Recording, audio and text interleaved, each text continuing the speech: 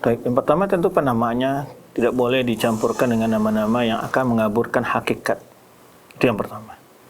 Karena sekarang wisata religi dalam artian berperjalanan menuju kuburan tertentu itu jelas tidak ada tuntunan agama kita. Para ulama kita mengambil faedah dari hadis, la tusyaddu rihal ila thalathati masajid. Tidak dibolehkan melakukan perjalanan dalam rangka beribadah kecuali kepada 3 masjid kata Rasulullah SAW. Ya, Masjidil Haram, Masjid Nabi SAW, Masjidil Aqsa. Kalau tujuan beribadah. Hadis ini bahkan Abu Hurairah ketika dia datang dari dari Bukit Tur, Sina, di tempat Nabi Musa menerima wahyu. Lalu sahabat ini mengatakan, kalau seandainya aku tahu, seandainya engkau tidak pergi ke sana. Kenapa? Aku mendengar Rasulullah SAW bersabda. Lalu beliau sebutkan hadis tersebut. Ya. Nah, ini menunjukkan bahwa melakukan perjalanan, ya, istimbat para ulama adalah kalau tujuan ke kuburan, ziarah kubur itu tidak perlu melakukan semacam wisata yang berlebihan, ya, sampai mengumpulkan uang, ada waktu tertentu dan sebagainya. Yang pada akhirnya kalau berwisata ya wisata saja, nggak perlu ke kuburan, sehingga akan menimbulkan nilai asumsi beda pula. Kuburan-kuburan yang biasa disuri ramai oleh orang, pasti masyarakat awam yang tidak paham, wah ini berarti kuburan ini punya sesuatu, punya kekuatan-kekuatan gaib atau apa gitu ya. Pasti menimbulkan asumsi-asumsi yang akan menimbulkan permasalahan dari sisi akidah atau akidah tauhid.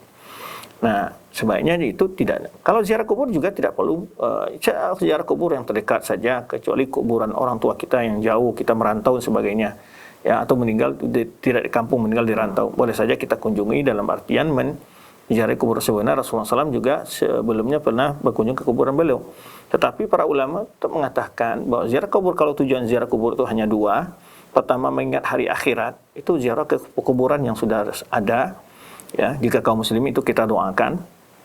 Kemudian yang kedua, mendoakan orang yang dalam kubur tersebut agar dilapangkan kuburnya oleh Allah SWT, diampuni dosa-dosanya, dimudahkan hisabnya, dan dia mendapatkan tempat yang layak di sisi Allah SWT dan seterusnya. Nah, itu tujuannya dulu. Jadi bukan untuk berwisata. Karena wisata kubur ini kadang-kadang ditafsirkan beda. Ya, akhirnya di tempat itu makan-makan, timbulkan kemacetan, dan bahkan lebih macet pula, ya, lebih besar pula acaranya kadang-kadang daripada sholat Jumat, keramaian di kuburan tersebut dan sebagainya. Nah, hal-hal ini yang perlu kita mencoba meluruskan pandangan masyarakat bagaimana mereka menilai kuburan, dan jangan kita sampai jatuh kepada keyakinan-keyakinan umat yang berlalu. Maka ada adab ziarah kubur. Jelaskan Rasulullah SAW adalah yang pertama tadi, ya, mendoakan. Ya, Rasulullah SAW berziarah ke kuburan Baqi juga, dan juga menziarahi kuburan sahabat yang di Uhud, ya, para syuhada Uhud. Maka ketika ziarah itu, Aisyah radhiyallahu anha bertanya, apa yang dibaca kalau ziarah kubur? Maka Rasulullah SAW mengajarkan doa untuk ziarah kubur.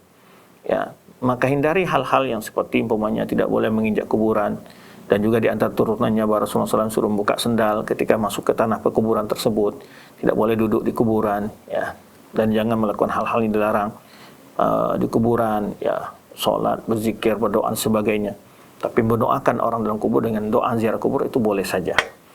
Ya, maka ketika ziarah kubur kita adalah, ya, tidak boleh ketawa-ketawa dan sebagainya, tapi dengan khusyuk tawaduk mengingat hari akhirat bahwa kita akan mengalami apa yang telah dialami oleh orang-orang yang berada di dalam tanah tersebut, dalam kuburan tersebut. Maka bacakan doa, Assalamualaikum ahla diyar minal muslimin wal mu'minin antum salafuna wa nahnu lahiquna bikum insyaallah. Ya, mengucapkan salam, Assalamualaikum ahla diyar minal muslimin wal mu'minin, dari kaum muslimin orang beriman.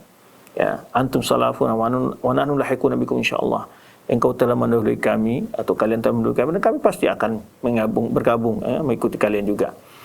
Nas'allahu lana wa lakumul afiyah. Kami mohonkan kepada Allah SWT untuk kami dan kalian keampunan. Nah, itu doa yang diajarkan Rasulullah SAW. Tidak ada bacaan-bacaan yang lain, ya, sesuai dengan tuntunan sunnah, ya. Kalau kita berpandangan adanya pendapat dalam berselisih pendapat, silang pendapat tentang menghadiahkan amal soleh untuk orang yang meninggal, tapi dilakukan tidak di kuburan. Ya, menghadiahkan amal soleh pokoknya kepada orang meninggal, itu ada pendapat sebagian yang berpendapat membolehkan, selain dari hadis-hadis yang sedekah, dan juga amal-amal punya umrah dan sebagainya di luar konteks yang ada hadisnya, itu ada silang pendapat ulama di sana. Di antara yang beberapa itu ulama Hanabilah membolehkan, termasuk Syekh Islam Taimiyah membolehkan, tetapi Imam Syafi'i mengatakan tidaklah sampai itu selain amal-amal yang terdapat dalam sunnah. Maka beliau menyebutkan hadis ayat yang dalam yaitu firman Allah SWT, wa alaisa lil insani illa ma sa'a. Tiadalah yang dapat dimiliki oleh seorang itu kecuali apa yang telah dia amalkan di dunia, di waktu di dunia. Nah, dan jelas ya, kalau berpendapat menghadiah-hadiahkan amal itu kita lebih condong pendapat itu, ya kita tidak harus di kuburan.